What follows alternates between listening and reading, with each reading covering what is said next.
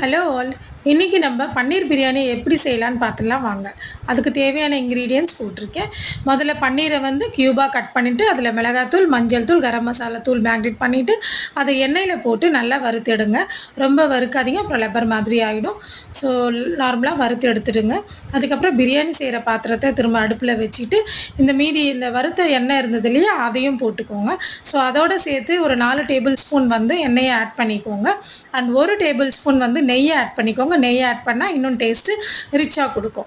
So அதுக்கப்புறமா whole spices இதில் போட்டுருங்க. அதுக்கப்புறம் 2 பச்சை மிளகாவும் போட்டுருங்க. அண்ட் 2 மீடியம் சைஸ் வெங்காயத்தையும் நறுக்கி சேர்த்துக்கோங்க. அண்ட் 3 டேபிள் ஸ்பூன் வந்து இஞ்சி பூண்டு விழுது சேர்க்கணும்.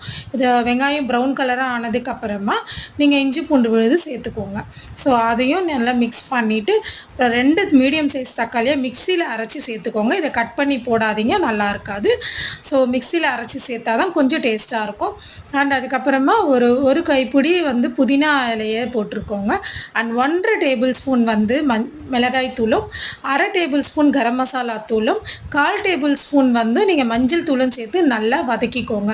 ஸோ எண்ணெய் பிரிகிற வரைக்கும் நல்லா வதக்கிட்டு இதில் கொஞ்சம் உப்பு சேர்த்துக்கோங்க. உப்பு செக் பண்ணி பார்த்துட்டு அதுக்கப்புறம் சேர்த்துக்கோங்க. அண்ட் அதுக்கப்புறமா இதில் வறுத்து வச்ச பன்னீரையும் இதில் ஆட் பண்ணிக்கோங்க. ஆட் பண்ணிவிட்டு அதுக்கப்புறம் ஒரு 1/2 சைஸ் லெமனை வந்து இதை பிழிஞ்சு எடுத்துக்கோங்க. ஸோ லெமன் பிழிஞ்சிங்கன்னா டேஸ்ட் இன்னும் ரொம்ப நல்லாயிருக்கும்.